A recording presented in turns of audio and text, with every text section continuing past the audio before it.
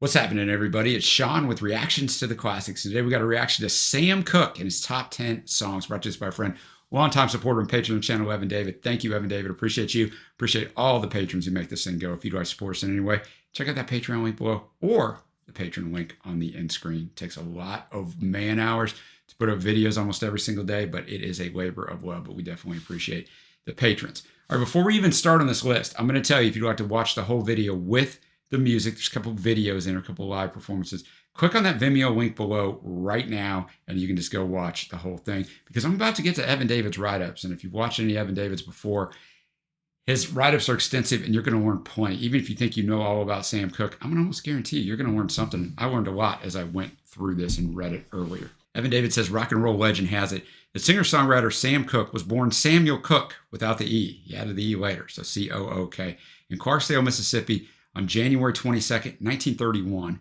and he was the fifth of 8 children fathered by Baptist minister Reverend Charles Cooke of the Church of Christ, whose family would later move to Chicago, Illinois, when the young Sam was only 3. As such, it's perhaps unsurprising that, as Sam Cooke himself once put it, quote, "I started singing in the church naturally because I was exposed to gospel singing," end quote. And indeed, as Sam's own great-nephew, Eric Green, would put it decades later, from the time the precocious youngster was a mere 6 years old, he had already begun, quote, "singing in the church with his brothers and sisters. They were just an informal group called the Singing Children, where they were all little cute kids, and they would get up, 4 or 5 of them, Sam with his brothers and sisters, and they would all sing before the church.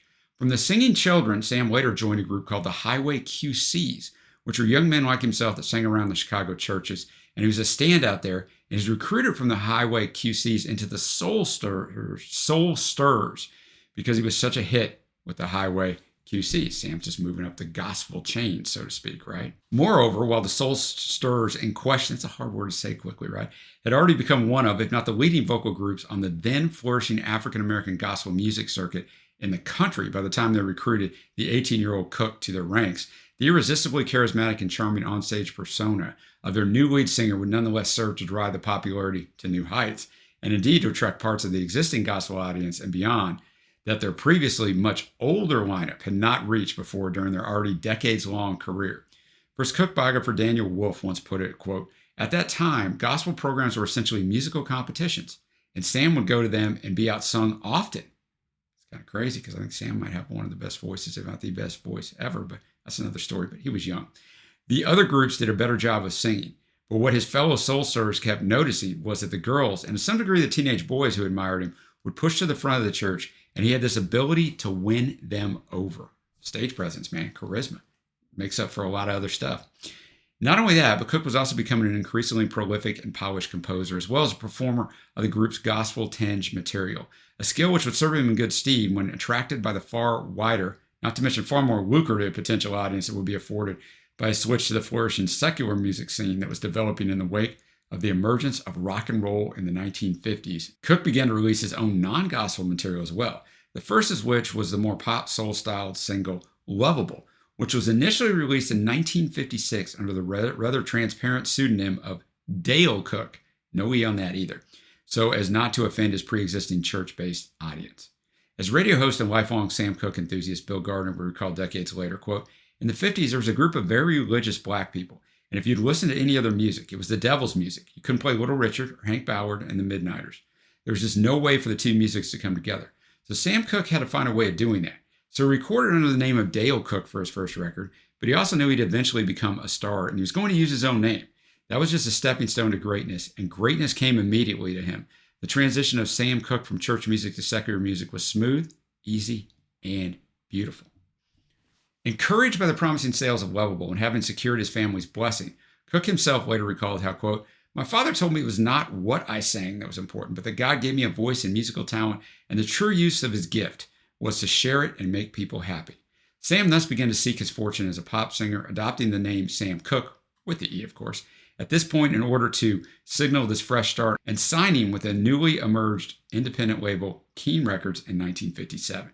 His first single for Keane, the irresistible Cooke-penned tune "You Send Me," was released in September of that year and became a massive commercial success, not only spending 6 weeks at #1 on the Billboard R&B chart, as might perhaps have been expected given Cooke's existing popularity among African-American record buyers, but significantly also spending 3 weeks at #1 on the mainstream Billboard Hot 100 chart, signaling that Cooke's deliberate attempts to seek a wider, and in practice, wider audience, like WITHER, audience for his music were paying off in droves, both in artistic and in commercial terms. So began a, in retrospect, far too short musical odyssey, which would see Cooke amass a staggering 30 U.S. top 40 hit singles over the next 7 years, with record producer engineer Al Schmidt, who began working with Cooke shortly after his switch to RCA in 1960, describing the process as follows. Recording Sam Cooke was like fishing in a barrel, It was so easy.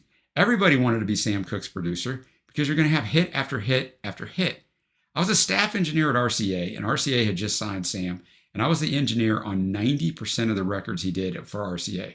I did Twistin' the Night Away. I did Cupid, which we knew was going to be a big hit. I did Bring It On Home with Lou Rawls on backing vocals. We knew that was going to be a big hit. I did Another Saturday Night. We knew that. Everything he did was going to be a hit. I mean, it was amazing. Everything he did. He was like money in the bank. And he was an incredible songwriter. He wrote most of his own material. And boys and girls, that was very rare in the 50s and 60s, early 60s especially. Even though we were the producers and we'd guide some of the things, he was mainly the producer. He would tell the musicians what he wanted, how he wanted this played, what the tempo should be. I mean, that's why I say it was like fishing in a barrel. He was so easy, and he was a very classy guy. White people loved him, white teenagers, white women. He's a very attractive guy, very sexy. When you speak of Sinatra, Sam Cooke is that same kind of category, end quote. Evan David says, given such an impressive list of artistic and commercial achievements, it's therefore unsurprising that Sam Cooke has often been dubbed with no less illustrious a title than the inventor of soul music by both critics and the wider record-buying public alike. And while this may appear to be a bold claim at first sight, it is certainly the case that Sam's smoothly pure and emotionally evocative vocal delivery in particular will become hugely influential amongst both his peers and later imitators, including the likes of Otis Redding, James Brown, who was around but kind of his style at times, Rod Stewart, Johnny Nash, Tina Turner, Wilson Pickett, Mick Jagger, Al Green, Paul McCartney, Diana Ross, Marvin Gaye, Steve Perry, and Stevie Wonder, amongst others. However, it's not only as a creative artist that Cooke has proven to be a highly influential figure, having also played pioneering roles as both a civil rights activist as well as a shrewd musical businessman in his own right. For as Eric Green has once again pointed out, when Sam was, quote, was on the road, he dealt with a lot of racism, but in his own way. He refused to sing to segregated audience. If there was a show that was segregated, Sam would either cancel it, or in one instance in Little Rock, Arkansas in 1958, where they had sectioned off the black audience from the white audience, Sam said, okay, I'll give the show, but you can't tell me which direction to turn. So he was always putting on protests in his own way. Sam also wanted to have a company that he can assign his songs to, so that he had eventual ownership and royalties. One of the things Sam was very adept at recognizing was talent early on. He recognized Bobby Womack when he was just a little boy. He signed Billy Preston to his record label when he was only 16. Soul stations were an idea of Sam's. There were recording studios set up around Los Angeles where musicians could come and meet one another and collaborate, use the instruments and recording equipment. Also, Sam met Alan Klein in the spring of '63, and Alan Klein supposedly approached Sam and said, I'm an accountant and I specialize in finding royalties from the record labels that weren't aware that you may have been entitled to. And eventually, he found that RCA had money that they owed Sam, and that's where their relationship started. Unfortunately, however, for all that Cooke may indeed have understood far earlier and far more clearly than many other musicians over the years ever did, the fundamental importance in financial terms of owning one's own songwriting publishing rights and the royalties connected with them. In practice, it was none other than Alan Klein. Not a surprise. Guy's an absolute dirtbag. I won't go into all of that. Google his name. It won't take long if you don't know who he is. Who would ultimately come to own the rights to much of Cooke's music, following the latter's perhaps suspiciously untimely demise. And indeed, some have gone so far as to suggest that perhaps Klein himself may have had a hand in the tragic events of December 11, 1964. In a nutshell, the official account of what happened on that fateful night, remember official, is that Cooke had been accompanied to a cheap motel in the South Central District of Los Angeles by a lady named Eliza Boyer, who was later to be revealed to be a prostitute. But he was later shot dead, Sam was, by the hotel manager, one Bertha Franklin, who claimed she had done so in self-defense and in fear of her life after an enraged Cooke had allegedly forced her way into her office looking for Boyer, who by then had already fled the scene and called the LAPD, claiming in turn that she believed that Cooke was going to rape her. According to many of Cooke's friends and associates, however, this account is highly inconsistent in many ways with the man they knew in terms of both his wider character as well as what they believe to be his far more high-class personal taste, not to mention the sheer extent of the injuries that Cooke had apparently suffered to boot. With the decidedly perfunctory nature of the eventual police investigation into what happened complicating matters still further, and Cooke's close friend, boxer Muhammad Ali, doubtless speaking for many when he insisted that, quote, if Cooke had been Frank Sinatra, the Beatles, or Ricky Nelson, the FBI would be investigating. So I think that Evan David did a good job some of that. Like, there is a lot of stuff out there. There's books. If you have Netflix, there's a documentary on Netflix. There's more than one, actually. You can really go down this rabbit hole and dive into it. Evan David says, nevertheless, before going too far down this particular murderous musical rabbit hole of the Sam Cooke affair, it's perhaps important at this point to heed the note of caution sounded by Daniel Wolfe when he sagely observed how, quote, conspiracies are fun. But more importantly, I think people didn't want him dead. They couldn't believe he was dead, and it couldn't just be a screw-up. It couldn't just be wrong place at the wrong time. So elaborate conspiracies are constructed around his death, and they would talk about the mob or fellow musicians or jealous women or that this or that of his manager or his old manager. At the end of the day, you can never find any evidence that prove that, and my position on this has been all along that the reason we care is because what he made in his life. And while it's a dramatic ending, how he died, the only reason we keep going back to it is that was the guy who sang You Send Me, who wrote A Change Is Going to Come. And that's really what's getting to people, I think. It's a good point, man. All right. Regardless of the precise circumstances behind Sam's death, however, one must be equally careful to make sure that they are not allowed to overshadow the glorious musical legacy that he was able to leave for posterity during his all too brief but still remarkable career, during which, to quote Daniel Wolfe one last time, Sam Cooke lived his life at the center of cultural change. He was there when gospel's music-coded message of hope and rebellion bloomed out into the civil rights movement, and his sound, soul music, helped spread that message out into the mainstream culture. The best of his music cracked through the everyday and made the impossible seem close at hand. His achievements were all about crossing over, whether it's going from gospel to pop or making it to the Copa. And his stubborn insistence that he could reach everyone remains a goal in a country whose connections and divisions are reflected in his music. And finishing up the intro, Evan David says, personally speaking, I myself was introduced to Cooke's music in my early teens via watching the 80s movie Inner Space, which featured both Cooke's version of Cupid and the aforementioned Rod Stewart's excellent cover version of Twisted the Night Away as part of its soundtrack. And ever since then, I've come to regard him as being pound for pound, perhaps the greatest singer of all time, in terms of pure vocal quality at least, albeit with the possible exception of Roy Orbison. But Evan David loves Roy Orbison. Type in Roy Orbison in your search bar on our channel. You'll find a Roy Orbison album that I did for Evan David.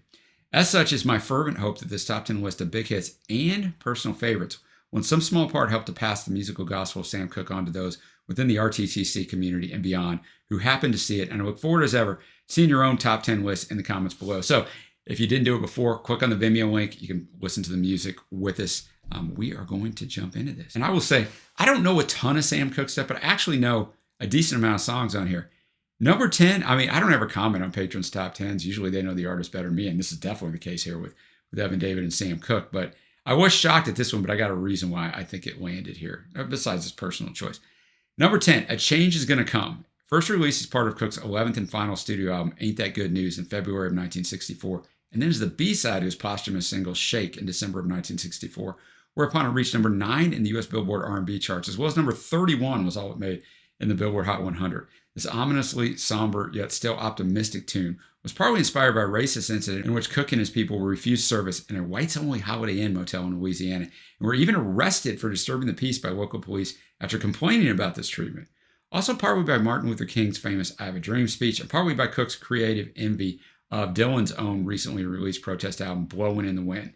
The since much-covered song, which Cooke himself claimed had come to him in a dream, was immediately adopted as an anthem by the civil rights movement following his death, and while it is not necessarily one of my own personal favorite amongst Sam Cooke's illustrious body of work, the fact remains that it is far too historically significant a song for me to even think of leaving it off this list, even if I wanted to, which I don't, by the way, Evan David says. Moreover, Cooke himself once described how, as far as his own songwriting techniques were concerned, I think the secret is really observation. If you observe what's going on and try to figure out how people are thinking and determine the times of your day, I think you can always write something that people will understand. And this is a prime example of that approach being put to very effective use indeed, as you will hopefully hear. So I'm going to have the lyrics up as always. Now, I will say this. I think A Change Is Going to Come is one of the greatest songs of all time. But I also say this. Evan David's from Wales. And while every country has their own struggles, I think A Change Is Going to Come is obviously unique in this particular context, not that this isn't a problem of worldwide racism of whatever degree to whatever race, but this song is so important because of the history of my country, the United States. And unfortunately, all these years later, rampant racism is still everywhere. And in the last 8 years, it's become more acceptable to once again show that, right? It's almost been glorified by certain people that remain unknown, that were maybe once president of the United States. I don't know. So this song is so important. So I get, though, why Evan David's got it at number 10, because he recognizes historical significance. But I mean, it's just another song in the catalog for him, and that's totally understandable. I just want to put that out there because I know some people might jump in, why is this number 10? But you got to remember it in that context. I think to some of us, this song holds much more importance because we actually live it out here. It's to, not to me, really. It's obviously to African Americans, but I live in this country and I see the struggles and have all my life. So yeah, anyway, enough on that. I'll have the lyrics up as always. Thanks again, Evan David. A change is going to come. That song is so powerful. It's so moving to me in 2024 as a white man living in America. I can't imagine what it was like to be black and living in America in the 60s and hear this song. And on the Rolling Stone, and I know people are, I get it on the Rolling Stone list, but this song's number 3 on the 500 greatest songs of all time. And I did read what, like, he was so inspired by Blowing in the Wind, by Dylan's Blowing in the Wind, and he felt ashamed that he hadn't written it. He was amazed that a white man could write about so well about the racial issues in America. And that is, as Evan David mentioned, in passing there, that did inspire him to put this thing out. And I mean, musically, it's just fantastic. Everything about it is so well. I mean, the writing is what really is the awesome part. But musically, it's really good too. Because like you got the strings carrying the first verse, right? The second verse, you've got like horns. There's a French horn back there. And then, the bridge has got some different stuff in there. So like I said, I think it's one of the greatest songs of all time. And number 10 on Evan David's list of Sam Cooke's top 10 songs. Let's go to number 9. We got Bring It On Home to Me. We're going to listen to the Live at the Harlem Square Club version. First released as a B-side of Cooke's Having a Party single in May of 62, reaching number 2 in the U.S. Billboard R&B charts, as well as 13 in the Billboard Hot 100. Evan David says this yearning plea for a lover to return was initially offered to Cooke's friend Dee Clark, with Cooke recording the tune himself after Clark turned it down. It's also since been covered many times, most notably by the likes of The Animals, Otis Redding, and John Lennon, amongst others. But for my money, Evan David says no one has yet matched Cooke's version for raw emotional power, an aspect of the tune which I, for one, think is especially well captured on Cooke's posthumous Live at the Harlem Square Club live album, which was recorded in Miami, Florida in January of 63 and released in June of 85. And it's commonly agreed to be far more reminiscent of the kind of passion Cooke could evoke during his earlier gospel performances than the more polished Sam Cooke persona found elsewhere on the Sam Cooke at the Copa live album, for example. I don't think I know this song. I mean, I'll tell you the songs that I think I know and the songs. I don't think I know this song. The longest song on here, the song's over 5 minutes long. There's not another song on the rest of the list that's even 3 minutes long because that's how we did it back in the day. All right, this album is going to be a definite listen for me. That song was fantastic. The first half of the song, that's why it was so long, was him just freestyling, man. Just fantastic. Getting the audience involved. You can feel his charisma literally explode out of the headphones. I've never heard that song. That song was great, man. I think my top favorites on this is going to be almost impossible, but I don't have anything else to say. It's just a fantastic performance. Next up, we got, at number 8, we got Moonlight in Vermont. First released as part of Sam's self-titled debut album.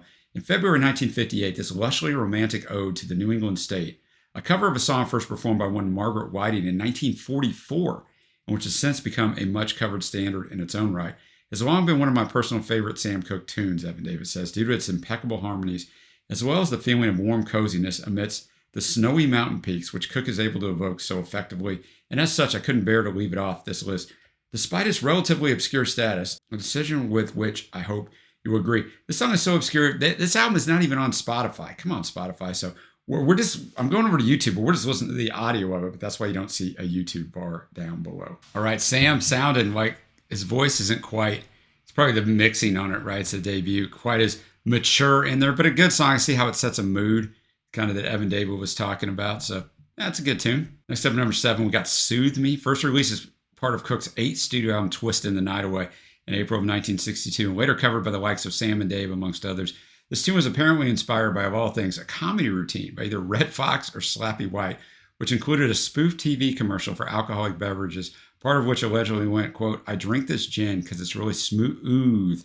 An amused Cooke was duly inspired to change smooth for soothe. All right, let's go. All right, soothe me. Basically, he's telling you he was kind of a ladies' man, but once he found this girl, then that was that, right? He just stays at home all day and tells her, or all night and tells her, soothe me, soothe me.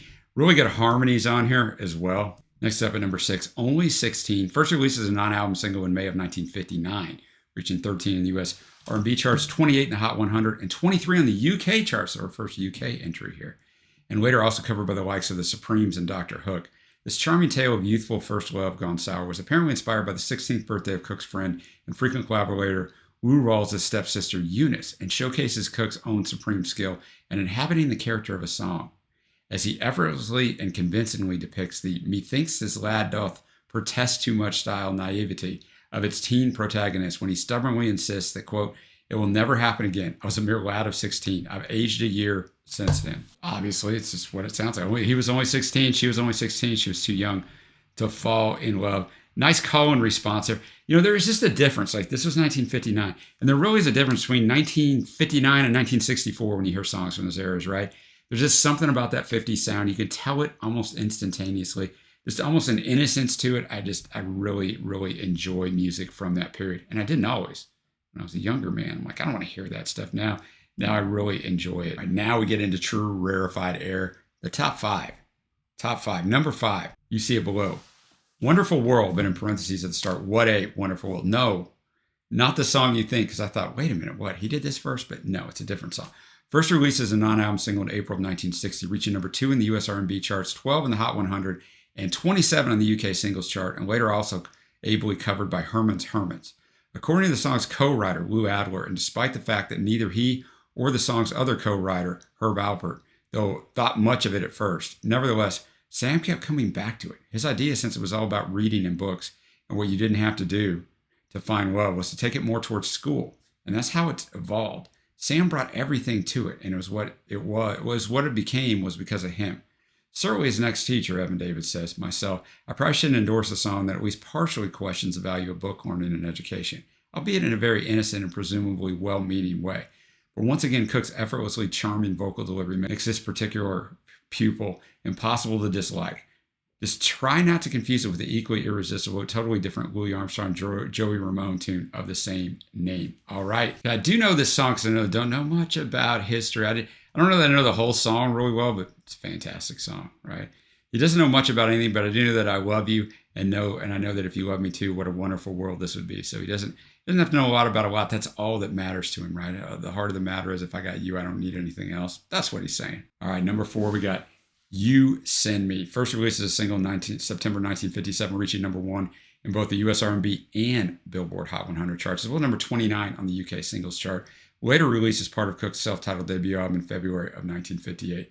As discussed above, this beautifully soaring tune was Cooke's first secular pop single under his own name, but his creation was almost terminally derailed when Art Rupe, who was owner of Specialty Records, i.e. the record company to whom Cooke had been signed ever since he joined the Soul Stirrers, stormed in and disrupted the recording session. According to Sam Cooke biographer Peter Gerlinick, apparently, quote, what Rupe objected to voraciously was Sam and producer Bumps Blackwell's decision to use a clearly white chorus and a deracinated sound rather than the R&B feel Rupe had assumed they would be aiming for in Sam's first explicitly acknowledged pop release. The ultimate result was Rupe handing over both the tapes of the sessions and Sam's contract in exchange for any past or future royalties owed to Bumps. The true extent of the commercial mistake that Rupe had thus inadvertently made, as well as of the sheer crossover appeal of the original song itself, can perhaps be best gauged by watching this clip of the song performed live on the Dick Clark Show in 1959. All right, You Send Me. What a great just performance to seeing him up there. I mean, obviously he's not singing it. He's lip syncing or miming it, whichever term you prefer. It was funny when they went to the audience, right? Is that the most uptight audience you've ever seen in your entire life? It's just kind of amusing to see all these years later. But you got an idea of his charisma just even right there. And he was being very, very restrained with that charisma because he was brand new, right? As far as to the mainstream audience. A great pick for number 4. At number 3, we got Chain Gang. First released as a single in July of 1960, reaching number 2 in both the US R&B and Billboard Hot 100 charts, as well as number 9 in the UK singles chart, and later released as part of Cooke's sixth studio album Swing Low in February of 1961. According to Sam's older brother, Charles Cooke, who was then working as Sam's driver valet, this apparently mournful yet still somehow ultimately hopeful tune's creation was first sparked when he and his brother were driving along the highway and we saw these people working on a chain gang on the side of the road. They asked us, "You got any cigarettes?" So we gave them the cigarettes we had and drove down the road and bought 5 or 6 cartons more. I asked the guard if it was all right to give them the cigarettes, and they thanked us, and that was it. And Sam said, "Man, that's a good song right there." And he just started singing it right on the spot. All right, Chain Gang, nicely done. And he's got that hoot, ha, like a little bit of different vocal inflections or what almost sound effects. I mean, he's creating them. But yeah, I mean, a good song. I mean, a lot of these songs, I'm just not commenting much on the vocal or on the lyrics. I didn't really talk about A Change Is Gonna Come. I should have really read you the lyrics more. But a lot of them, they're simple, man, because that's the way the songwriting was. And it's not bad. Not bad at all. Just simple. Next up at number 2 on Evan David's Top 10 Sam Cooke songs, we got Cupid. First released as a single in May of 61, reaching 20 in the US R&B charts, 17 in the Hot 100, 7 in the UK. This gorgeously plaintive, if not slightly tongue-in-cheek tune is perhaps the greatest example of Cooke turning his hard-earned gospel powers to crafting a universal secular prayer for the longingly lovesick at heart, as well as being an excellent showcase for what many have noted to be one of Cooke's chief hallmarks, namely his use of an easy conversational style as a singer. As Cooke himself once put it, you just talk the story. That's how you get people to come to you. Because it's not like a song. It's just like 2 people rapping, one with a melody attached. But then when you come to the hook, then you're free. Everybody's going to sing that part. You want to get everybody to sing along. This approach certainly worked on me, Evan David says in any case, as I've loved the song ever since I first heard it in Inner Space, the movie in the 80s. And in any case, I'm sure you will agree after hearing it, there would be a more than worthy winner here, if not for, we're not there yet. The classic Cupid. I mean, just the way he sings it, right? The way he, Cupid, like the way he enunciates it makes it stick in your head. And he has such a great pacing about it. He doesn't hurry through it. In Rolling Stone magazine, they were saying that Sam Cooke's producers had the idea for him to do a song for a girl they had seen on a Perry Como TV show. She didn't do anything but just look up at Perry Como in the most wistful way, said J.W. Alexander, Cooke's business advisor. Cooke decided to drop in that sound of an arrow being fired straight to my lover's heart whenever the song called for it. So I thought that was just a cool little fact there. All right, here we go. What is number 1? We got Twistin' the Night Away. First released as a single in January of 1962, reaching number 1 in the US R&B charts, 9 in the Billboard Hot 100, and number 6 in the UK singles charts, as well as forming the title track of Cooke's aforementioned 8th studio album of the same name in April of 1962. This wonderfully entertaining, fly-on-the-wall style depiction of a wild nightclub wherein all walks of life are busy doing what the title suggests, and was itself apparently first inspired when Cooke saw a clip of New York City's famous Peppermint Lounge venue on TV, full of, as Cooke himself once put it, quote, "old ladies dressed in diamonds twisting away. I switched the set off, sat down, and wrote the song straight off."